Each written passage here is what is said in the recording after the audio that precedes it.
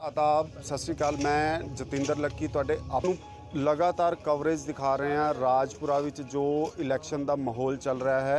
अज असी तुहानू कवरेज दिखावांगे सरदार चरणजीत सिंह बराड़ दी जो नुक्कड़ मीटिंगां दा दौर चल रहा है, उहदे च असी तुहानू कवरेज दिखावांगे ते नाले उन्हां नाल गलबात करांगे, उन्हां कोल पुछांगे जनता दे जो सवाल हैं या जनता की जो समस्यावां हैं या किस मुद्दे नूं लैके वो मैदान विच उतरे हैं। आओ असी गल करांदे तुहाडी चरणजीत सिंह बराड़ जो श्रोमणी अकाली दल बादल दे जो उम्मीदवार राजपुरा तो हैं। ਜਿਹੜੇ ਲੋਕਾਂ ਨੂੰ ਲੁੱਟ ਕੇ ਆਪਦਾ ਘਰ ਭੰਨ ਵਾਲੇ ਰਾਜਨੀਤੀ ਹੈ, ਇਹਦਾ ਸਦਾ ਸਦਾ ਲਈ ਭਰਾਵੋ ਖਾਤਮਾ ਕਰਨਾ ਹੈ। ਇਹਦੇ ਲਈ ਮੇਰੇ ਨਾਲ ਤਕੜੇ ਹੋ ਕੇ ਸਾਥ ਦਿਓ। ਔਰ ਦੂਜੇ ਨੂੰ ਪੁੱਛ ਤਾਂ ਲਓ ਵੀ ਤੇਰੇ ਪਟਿਆਲੇ ਆਂਦੇ ਲਾ ਜਿਹੜਾ ਤੂੰ ਸੇਵੇ ਤੇ ਬਹਿਣਾ, ਜਿੱਥੋਂ ਦਾ ਤੂੰ ਨੁਮਾਇੰਦਾ ਹੈ, ਜਿੱਥੋਂ ਦੇ ਲੋਕਾਂ ਨੇ ਤੈਨੂੰ ਜਿੱਤ ਕੇ ਵੋਟਾਂ ਪਾ ਕੇ ਬਿਠਾਇਆ, ਤੂੰ ਇੱਥੇ ਕਿਉਂ ਨਹੀਂ ਰਹਿੰਦਾ? ਇਸ ਕਰਕੇ जिंदाबाद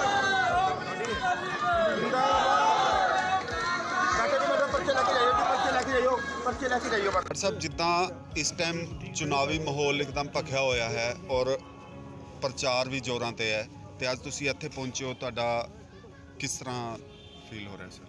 देखो, मैं एक गल कहां कि मैं जदों दा इत्थे आया राजपुरा निवासियों ने मैं कह सकदा कि अखां पलकां ते बिठाया। ये मेरे उस परमात्मा की कृपा कह ला जां मेरा पार्टी जिहड़ी श्रोमणी अकाली दल है उन्हां दी लोकां दे दिलां दे विच तांग जां प्यार कह लीए जां थोड़ा बहुता मेरे काम करन दा स्टाइल कह लीए, इन्हां तिन्नां चीज़ां करके जिस दिन दा मैं इत्थे राजपुरे की धरती ते आया, सारे राजपुरा निवासियों वालों भावें उहदे च बावलपुर समाज भी है, भावें साडे पंजाबी खित्ते दे लोग भी ने, भावें पुराने राजपुरे दे लोग ने, सारे खित्तियां दे विचों मैनूं बहुत वड्डा प्यार मिल रहा। और मैं कह सकदा जिस किस्म के मैनूं पिंडां दे विच माहौल मिलदा सी ते मैनूं शहर च जदों जलसे शुरू कीते ते किते ना किते मन दे विच एक थोड़ा डर सी भी पता नहीं किस किस्म दा लोग जिहड़ा रिस्पॉन्स देणगे, पर जिस किस्म दा लोकां ने साथ निभाया और जिस किस्म के शहरी जलसे तुसी भी वेख्या कि इस 2-3 बूथों का जलसा जिहड़ा असीं अज कीता है कितना वड्डा जलसा होया। ये लोगों ने मन बना रहा श्रोमणी अकाली दल बसपा के उम्मीदवार के चोण निशान तकड़ी ते वोट पाउण दा, और मैनूं लगदा है बहुत वड्डी तादाद च वोट पाएगी। सर, अज जो तुहाडे रुझेवे रहे कित्थे कित्थे अज तुसीं अपना जो है इलैक्शन का झंडा कट के आए हो? देखो, मैं रोज़ दे 12-14 पिंड कढ़दा है। फरीदपुर तो शुरू किया सी, फरीदपुर तो बाद जे मैं कहां मेरे हुण जबानी कई गल्लां फिसल जांदियां दिमाग दे विचों। अज 12-14 पिंड कढ़े है, कलोली होईयां दोने जां जिहड़ा साडा कह लीए की कहंदे इहनूं सर, मतलब कि पूरा रुझेवा रहा अपने वास्ते। सर, किद्दां टाइम कढ़दे हो अपने वास्ते? नहीं, अपने वास्ते मैं जिंदगी च कदे टाइम नहीं कढ़िया। मैं कदे कोई खास जिंदगी च की आखना, साल खंड मेरे घर वाली मैनूं धू के ले जे भी चल फिल्म देखण चलीए, अक्की बैठी मैं भी घरे बैठी, कोई मजबूरी बस मैं किसी रिश्तेदार के प्रोग्राम ते जावड़ा। इत्थों तक साडी जिंदगी सौखी नहीं है। मेरियां 2 भूआ की डैथ हो गई जिन्हां ने मैनूं गुड़तियां दित्तियां सी, ते वो 2 भूआ की डैथ हो गई तो मैं उन्हां दे ना संस्कार च जा सकिया, ना अफसोस लिए जा सकिया, ना भोग ते जा सकिया, क्योंकि सियासी बंदे दे रिश्तेदार जिहड़े आ जिथे उहदा हलका हुंदा उही बन जाते हैं। अपने रिश्तेदार हमेशा उन्होंने लांभे दिंदे आ, क्योंकि सियासी बंदा वोटां दा लालची हो ही जाता है, तो वो फिर वोटां दा काम छड्ड के कई बारी थोड़े जिहड़े 9 मास के रिश्ते है, जिहड़े थोड़े खून के रिश्ते है, कई बारी उन्हां दे विच भी जिहड़ा हैगा तुहानूं पहुंचना औखा हुंदा। हुण तुसीं अंदाज़ा लाओ कि मेरे मावां समान मेरियां वो भूआ सी, मेरे बाप तो भी वड्डियां, ते जे मैं उन्हां दे अफसोस कर नहीं पहुँच सकिया तो बंदा किस लैवल ते बंदे नूं कंप्रोमाइज़ करने पैंदे आ। पॉलिटिक्स सौखी नहीं है। Understand sir.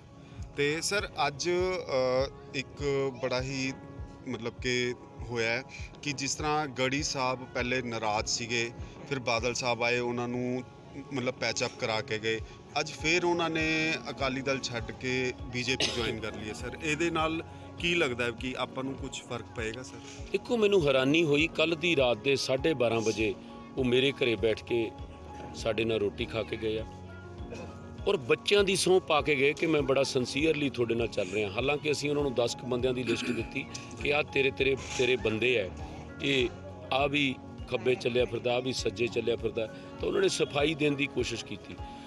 ਮੈਂ ਸਗੋਂ ਦੀ ਅੱਗੋਂ ਇਹ ਕਿਹਾ, ਮੈਂ ਕਿਹਾ ਜੀ ਕਈ ਵਾਰੀ ਲੋਕ ਹੀ ਆਪ ਮੁਹਾਰੇ ਹੋਏ ਫਿਰਦੇ ਆ, ਇਸ ਕਰਕੇ ਤੁਹਾਡੇ ਹੋ ਸਕਦਾ ਵਸ ਨਾ ਹੋਵੇ। ਤੇ ਉਹਨੇ ਆਪਦੇ ਬੱਚੇ ਦੀ ਕਸਮ ਖਾਧੀ, ਗੁਰੂ ਗ੍ਰੰਥ ਸਾਹਿਬ ਦੀ ਕਸਮ ਖਾਧੀ ਕਿ ਮੈਂ ਤੁਹਾਡੇ ਨਾਲ ਸਿੰਸੀਅਰਲੀ ਚੱਲੂੰਗਾ ਔਰ ਚੱਲ ਰਿਹਾ। ਹੁਣ ਇਹ ਤਾਂ ਜਵਾਬ ਗੜੀ ਸਾਹਿਬ ਹੀ ਦੇ ਸਕਦੇ ਆ। ਸਰ ਇਹਦੇ 'ਚ ਲੱਗਦਾ ਕੀ ਹੈ ਸਰ, ਆਪਾਂ ਨੂੰ ਉਹਨਾਂ ਦੇ ਜਾਣ ਨਾਲ ਕੋਈ ਫਰਕ ਪਏਗਾ ਸਰ? ਦੇਖੋ ਜਦੋਂ ਲੀਡਰ ਕੋਈ ਜਾਂਦਾ ਹੈ ਜੀ, ਵੋਟ ਕਿੰਨੀ ਜਾਣੀ ਹੈ ਕਿੰਨੀ ਨਹੀਂ ਜਾਣੀ ਇਹਦੀ ਕੋਈ ਮੇਜਰਮੈਂਟ ਨਹੀਂ ਹੁੰਦਾ। ਜੀ। ਜਿਹੜੀ ਖਬਰ ਲੱਗਦੀ ਹੈ ਉਹ ਡੈਮੇਜ ਕਰਦੀ ਹੈ। ਜੀ। ਪਰ ਉਹਨਾਂ ਦੇ ਮੈਂ ਕਹਾਂ ਕਿ ਕਿਰਦਾਰ ਬਾਰੇ ਮੇਰੇ ਨਾਲੋਂ ਵੱਧ ਰਾਜਪੁਰਾ ਨਿਵਾਸੀ ਜਾਣਦੇ ਨੇ ਕਿ ਉਹ ਕਿਉਂ ਬਾਰ-ਬਾਰ ਭੱਜਦੇ ਨੇ। ਪਿਛਲੇ ਵਾਰੀ ਵੀ ਇਲੈਕਸ਼ਨ ਤੋਂ ਪਹਿਲਾਂ ਇੰਨੇ ਕੁ ਦਿਨ ਭੱਜ ਗਏ ਸੀ, ਫਿਰ ਕਿਹੜਾ ਆਮ ਆਦਮੀ ਪਾਰਟੀ ਇੱਥੋਂ ਜਿੱਤ ਗਈ ਸੀ। ਜੇ ਅੱਜ ਕਿਸ ਲਾਲਚ ਵਸ ਗਏ ਨੇ ਲੋਕ, ਤਾਂ 100 ਤਰ੍ਹਾਂ ਦੀਆਂ ਗੱਲਾਂ ਮੈਨੂੰ ਇਹ ਤੋਂ ਪਹਿਲਾਂ ਦੱਸ ਗਏ, ਪਰ ਮੈਂ ਕੋਈ ਐਲੀਗੇਸ਼ਨ ਨਹੀਂ ਲਾਉਂਦਾ। ਮੈਨੂੰ ਉਹਨਾਂ ਦੇ ਜਾਣ ਦਾ ਦੁੱਖ ਹੈ ਔਰ ਮੈਂ ਉਹਨਾਂ ਦੇ ਫੈਸਲੇ ਦੀ ਨਿੰਦਾ ਕਰਦਾ, ਕਿਉਂਕਿ ਸ਼੍ਰੋਮਣੀ ਕਮੇਟੀ ਦਾ ਐਗਜ਼ੈਕਟਿਵ ਮੈਂਬਰ ਹੋਣਾ ਔਰ ਭਾਰਤੀ ਜਨਤਾ ਪਾਰਟੀ ਦੇ ਵਿੱਚ ਜਾਣਾ, ਜਿਹਨੂੰ ਕਿ RSS ਚਲਾ ਰਹੀ ਹੈ, ਇਹ ਮੈਂ ਸਮਝਦਾ ਮੈਨੂੰ ਬਹੁਤ ਪਿੰਚ ਕੀਤੀ ਹੈ ਗੱਲ। ਕੋਈ ਸਿਆਸੀ ਬੰਦਾ ਚੱਲ ਜੇ ਉਹਦੀ ਕੋਈ ਇਤਰਾਜ਼ ਨਹੀਂ ਹੈ। ਸਾਡੇ ਧਾਰਮਿਕ ਨੁਮਾਇੰਦਾ ਜੇ ਉਹਨਾਂ ਦੇ ਵਿੱਚ ਜਾ ਕੇ ਬੈਠਦਾ, ਜਿਹਦੀ ਸੋਚ ਸਾਡੇ ਸਿੱਖਾਂ ਦੇ ਨਾਲ ਮਿਲਦੀ ਨਹੀਂ ਹੋ ਸਕਦੀ, ਸਾਡੇ ਗੁਰਦੁਆਰਿਆਂ 'ਚ ਦਖਲ ਦੇਣ ਲਈ ਸਿੱਧੇ ਤੌਰ 'ਤੇ ਉਹ ਪਹਿਲਾਂ ਵੀ ਰੌਲਾ ਪੈ ਚੁੱਕਿਆ, ਭਾਵੇਂ ਸਿਰਸੇ ਨੂੰ ਤੋੜਨ ਦਾ ਹੋਵੇ ਜਾਂ ਕੋਈ ਹੋਰ ਹੋਵੇ। ਇਸ ਕਰਕੇ ਮੈਨੂੰ ਇਸ ਗੱਲ 'ਤੇ ਸਖਤ ਇਤਰਾਜ਼ ਹੈ ਕਿ ਤੂੰ ਐਗਜ਼ੈਕਟਿਵ ਦਾ ਮੈਂਬਰ ਬਣ ਕੇ ਤੇ ਪਿੱਠ 'ਚ ਛੁਰਾ ਮਾਰ ਕੇ ਤੂੰ ਉਸ ਗੋਦੀ 'ਚ ਬੈਠਦਾ ਜਿਹੜਿਆਂ ਦਾ ਸਿੱਖੀ ਨਾਲ ਕੋਈ ਤਾਲੁਕਾਤ ਨਹੀਂ ਹੈ, ਔਰ ਸਿੱਖ ਕੋਈ ਚੱਜ ਦਾ ਉਹਨਾਂ ਦੀ ਪਾਰਟੀ 'ਚ ਨਹੀਂ ਹੈ, ਮੰਤਰੀ ਮੰਡਲ 'ਚ ਨਹੀਂ ਹੈ। ਇਸ ਕਰਕੇ ਮੈਨੂੰ ਇਸ ਗੱਲ ਦਾ ਗਿਲਾ ਹੈ। ਬਾਕੀ ਉਸ ਪਰਮਾਤਮਾ ਨੂੰ ਪਤਾ, ਜੇ ਮੇਰੇ ਜਿੱਤ ਲਿਖੀ ਹੈ ਇਹ ਗੜੀ ਸਾਹਿਬ ਜੱਗਾ ਸਾਹਿਬ ਰਲ ਕੇ ਢਾਹ ਨਹੀਂ ਸਕਦੇ, ਤੇ ਜੇ ਮੈਨੂੰ ਕੋਈ ਮੇਰੇ ਹਾਰ ਲਿਖੀ ਹੈ ਤੇ ਮੇਰੇ ਨਾਲ ਰਹਿੰਦਾ ਮੈਨੂੰ ਕੋਈ ਜਿਤਾ ਨਹੀਂ ਸਕਦਾ। ਸਰ ਬੁੱਢਣਪੁਰ ਜਿਹੜਾ ਕਾਂਡ ਹੋਇਆ ਹੈ ਉਸ ਬੰਦੇ ਦੀ ਡੈਥ ਵੀ ਹੋ ਚੁੱਕੀ ਹੈ ਤੇ ਹਾਲੇ ਤੱਕ ਐਡਮਿਨਿਸਟ੍ਰੇਸ਼ਨ ਕੁਝ ਨਹੀਂ ਕਰ ਰਹੀ। ਕੀ ਕਾਰਨ ਹੈ ਦੇ ਪਿੱਛੇ? ਐਡਮਿਨਿਸਟ੍ਰੇਸ਼ਨ ਸੁੱਤੀ ਪਈ ਹੈ ਜਾਂ ਇਹ ਮੌਜੂਦਾ MLA ਦਾ ਦਬਾਅ ਹੀ ਇੰਨਾ ਜ਼ਿਆਦਾ? ਦੇਖੋ ਨਹੀਂ, ਮੈਂ ਇੱਕ ਗੱਲ ਕਹਾਂ ਕਿ MLA ਦਾ ਦਬਾਅ ਦਬੂ ਇਹਦੇ ਤਾਂ ਪੱਲੇ ਹੀ ਕੱਖ ਨਹੀਂ, ਥਾਣੇਦਾਰ ਕੋਈ ਫੋਨ ਨਹੀਂ ਚੱਕਦਾ। ਇਲੈਕਸ਼ਨ ਕਮਿਸ਼ਨ ਦਾ ਰਾਜ ਹੈ। ਇੱਕ ਸਭ ਤੋਂ ਪਹਿਲੀ ਗੱਲ ਤਾਂ ਇਹ ਹੈ, ਮੈਨੂੰ ਲੱਗਦਾ ਪ੍ਰਸ਼ਾਸਨ ਰੁੱਝਿਆ ਹੋਣਾ। ਔਰ ਦੂਜੀ ਗੱਲ, ਮੈਂ ਪਰਚਾ ਕਰਾਉਣ ਤੱਕ ਮੈਂ ਬਹੁਤ ਇਨੀਸ਼ੀਏਟਿਵ ਲਿਆ ਸੀ, ਕਿਉਂਕਿ ਮੇਰੇ ਤੱਕ ਪਹੁੰਚ ਪਰਿਵਾਰਾਂ ਨੇ ਕੀਤੀ ਸੀ। ਮੈਂ ਪਰਚਾ ਦਰਜ ਕਰਵਾਇਆ, ਅਫਸਰਾਂ ਦੇ ਪਿੱਛੇ ਪੈ ਕੇ ਕਰਵਾਇਆ। ਕੱਲ੍ਹ ਮੈਨੂੰ ਰਾਤ ਨੂੰ ਪਰਿਵਾਰ ਮਿਲੇ ਸੀ ਤੇ ਮੈਂ ਉਹਨਾਂ ਨੂੰ ਇੱਕ ਗੱਲ ਕਿਹਾ ਸੀ ਕਿ ਮੈਂ ਜਾਣਬੁੱਝ ਕੇ ਦਖਲ ਨਹੀਂ ਸੀ ਦੇ ਰਿਹਾ, ਕਿਉਂਕਿ ਉਹ ਜਿਹੜੇ ਪਰਿਵਾਰ ਹੈ ਉਹ ਆਮ ਆਦਮੀ ਪਾਰਟੀ ਨਾਲ ਤਾਲੁਕ ਰੱਖਦੇ ਸੀ। ਤੇ ਕਈ ਵਾਰੀ ਬੰਦੇ ਨੂੰ ਲੱਗਦਾ ਕਿ ਇਹ ਹੋਸ਼ੀ ਸਿਆਸਤ ਕਰ ਰਿਹਾ। ਮੈਂ ਕੋਈ ਸਿਆਸਤ ਨਹੀਂ ਕਰਦਾ, ਪਰ ਕੱਲ੍ਹ ਪਰਿਵਾਰ ਦੇ ਸੱਜਣਾਂ ਨੇ ਆ ਕੇ ਮੈਨੂੰ ਬੇਨਤੀ ਕੀਤੀ ਸੀ ਵੀ ਸਾਡੀ ਮਦਦ ਕਰੋ, ਤੇ ਮੈਂ ਉਹਨਾਂ ਨੂੰ ਇੱਕ ਗੱਲ ਕਹੀ ਸੀ ਕਿ ਮੈਨੂੰ 1 ਜਾਂ 2 ਦਿਨ ਦੇ ਦਿਓ। ਅਗਰ ਪ੍ਰਸ਼ਾਸਨ ਨੇ ਕੋਈ ਕਾਰਵਾਈ ਕਰਤੀ ਠੀਕ ਹੈ, ਤੇ ਨਹੀਂ ਜੋ ਸਾਡਾ ਜਹਾਦੀ ਕੰਮ ਹੁੰਦਾ, ਕੋਈ ਅਫਸਰ ਘੇਰਨਾ ਪਿਆ ਉਹ ਘੇਰਾਂਗੇ, ਜੇ ਕੋਈ ਰਾਹ ਘੇਰਨਾ ਪਿਆ ਉਹ ਘੇਰਾਂਗੇ।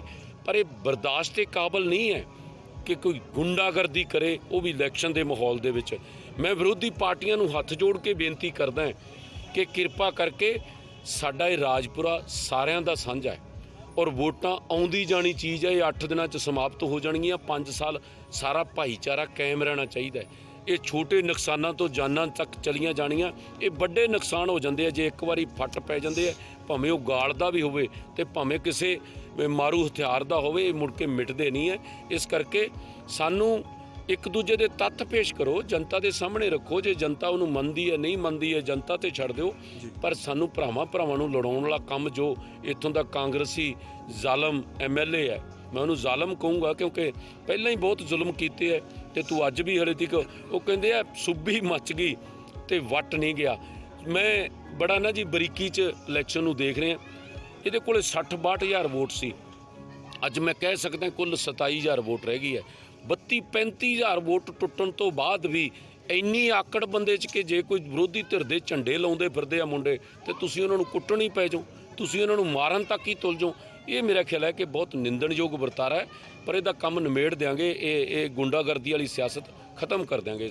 ਬਰਾੜ ਸਾਹਿਬ, ਇੱਕ ਆਖਰੀ ਸਵਾਲ ਹੈ ਕਿ ਜਿਸ ਤਰ੍ਹਾਂ ਮੰਨਿਆ ਜਾਂਦਾ ਕਿ ਰਾਜਪੁਰਾ ਹਮੇਸ਼ਾ ਤੋਂ ਹੀ ਹੌਟ ਸੀਟ ਰਹੀ ਹੈ ਔਰ ਇਸ ਟਾਈਮ ਵੀ ਹੌਟ ਸੀਟ ਹੈ ਔਰ ਚਕੌਣਾ ਮੁਕਾਬਲਾ ਚੱਲ ਰਿਹਾ ਹੈ, ਇਹਦੇ ਵਿੱਚ ਕਿੱਥੇ ਤੱਕ ਜਾਇਜ਼ ਹੈ ਕਿ ਇੱਕ ਕੈਂਡੀਡੇਟ ਨੂੰ Y+ ਸਿਕਿਉਰਿਟੀ ਦੇ ਕੇ ਬਾਕੀ ਕੈਂਡੀਡੇਟਾਂ ਨੂੰ ਮਤਲਬ ਕਿ ਸਾਈਡ ਤੇ ਕੀਤਾ ਹੋਇਆ, ਉਸ ਬਾਰੇ ਤੁਹਾਡਾ ਕੀ ਕਹਿਣਾ ਸਰ? ਦੇਖੋ, ਮੈਂ ਇੱਕ ਗੱਲ ਕਹਾਂ ਕਿ ਜਿਹੜਾ ਫਿਰ ਤਾਂ ਸਰ ਤੁਸੀਂ ਵੀ ਡਿਮਾਂਡ ਕਰ ਸਕਦੇ ਹੋ ਵੀ Y+ ਸਿਕਿਉਰਿਟੀ ਸਾਰਿਆਂ ਨੂੰ ਦਿੱਤੀ ਜਾਵੇ ਸਰ। ਨਹੀਂ, ਮੈਨੂੰ ਲੋੜ ਨਹੀਂ ਗੀ। ਸਾਡਾ ਪੰਜਾਬ ਸਾਰਿਆਂ ਦਾ ਸਾਂਝਾ। ਜੇ ਵਾਈ ਹੁੰਦੀ ਤਾਂ ਨਾ ਤੁਸੀਂ ਨੇੜੇ ਖੜ ਸਕਣੇ ਸੀ, ਨਾ ਮੇਰੇ ਇਹ ਖੜ ਸਕਣੇ ਸੀ, ਨਾ ਇਹ ਖੜ ਸਕਣੇ ਸੀ। ਮੈਨੂੰ ਤਾਂ ਪ੍ਰਮਾਤਮਾ ਬਚਾਵੇ ਤੇ ਮੈਨੂੰ ਇਹਨਾਂ ਦੀ 22 ਸਰ ਇਹ ਕਿੱਥੇ ਤੱਕ ਮਤਲਬ ਮੈਂ ਉਸੇ ਗੱਲ ਤੇ ਆ ਰਿਹਾ ਕਿ ਭਾਰਤੀ ਜਨਤਾ ਪਾਰਟੀ ਨੇ ਇੱਕ ਨਵਾਂ ਲੋਭ ਲਾਲਚ ਲੀਡਰਾਂ ਨੂੰ ਦੇਣਾ ਸ਼ੁਰੂ ਕੀਤਾ। ਸਭ ਤੋਂ ਪਹਿਲਾਂ ਉਹ ਸਿਕਿਉਰਿਟੀ ਦਾ।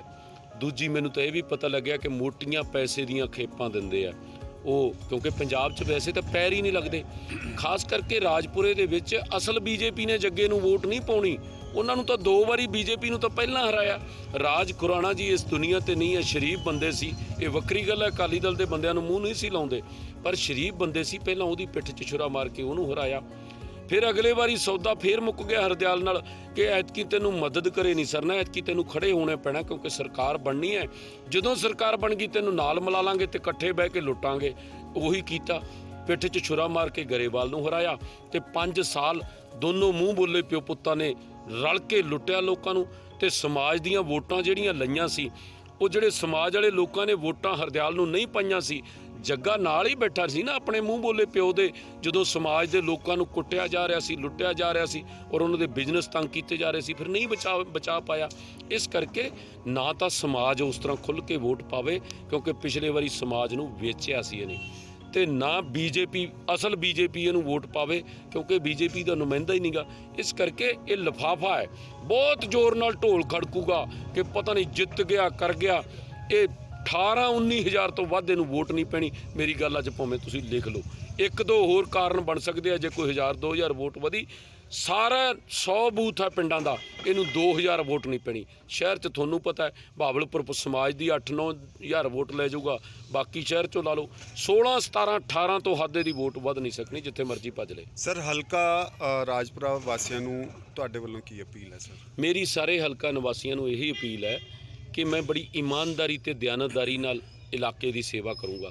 ਮੈਂ ਅੱਜ ਤੱਕ ਮੁੱਖ ਮੰਤਰੀ ਦੇ ਘਰੇ ਬੈਠ ਕੇ, ਜੇ ਮੈਂ ਧਰਤੀ ਨਾਲ ਜੁੜਿਆ ਇਨਸਾਨ ਰਿਹਾ, ਨਾ ਮੈਂ ਕਦੇ ਸਰਕਾਰੀ ਗੱਡੀ ਲਈ, ਨਾ ਮੈਂ ਸਰਕਾਰੀ ਕਦੇ ਤਨਖਾਹ ਦਾ ਰੁਪਈਆ ਲਿਆ, ਨਾ ਮੈਂ ਕੋਈ ਜਿਪਸੀਆਂ ਨਾਲ ਰੱਖੀਆਂ, ਨਾ ਮੈਂ ਕੋਈ TADA ਲਿਆ, ਨਾ ਮੈਂ ਕੋਈ ਸਰਕਾਰੀ ਘਰ ਲਿਆ। ਇਦੋਂ ਵੱਧ ਇਮਾਨਦਾਰੀ ਨਾਲ ਬੰਦਾ ਚੱਲ ਨਹੀਂ ਸਕਦਾ। ਔਰ ਜੇ ਮੈਂ ਐਸ਼ੋ ਆਰਾਮ ਵਾਲਾ ਹੁੰਦਾ, ਤਹਿਸੀਲਦਾਰ ਸੀਗਾ, ADC ਮੇਰੇ ਨਾਲ ਦੇ ਬਣੇ ਬੈਠੇ ਆ ਕਈ, ਜੇ ਮੈਂ ਉਹ PCS ਦੀ ਇੰਟਰਵਿਊ ਕਲੀਅਰ ਕਰ ਜਾਂਦਾ, ਜਿਹੜੀ ਕਿ ਕਰ ਜਾਣੀ ਸੀ, ਕੋਈ ਔਖਾ ਕੰਮ ਨਹੀਂ ਸੀ। ਤੇ ਇਸ ਕਰਕੇ ਮੇਰੇ ਲਈ ਉਹ ਵੀ ਰਸਤਾ ਚੰਗਾ ਸੀ। ਇਸ ਕਰਕੇ ਮੈਂ ਤਾਂ ਰਾਜਪੁਰਾ ਨਿਵਾਸੀਆਂ ਨੂੰ ਬੇਨਤੀ ਕਰੂੰਗਾ ਕਿ ਮੇਰੇ ਤੇ ਯਕੀਨ ਕਰੋ, ਭਰੋਸਾ ਕਰੋ।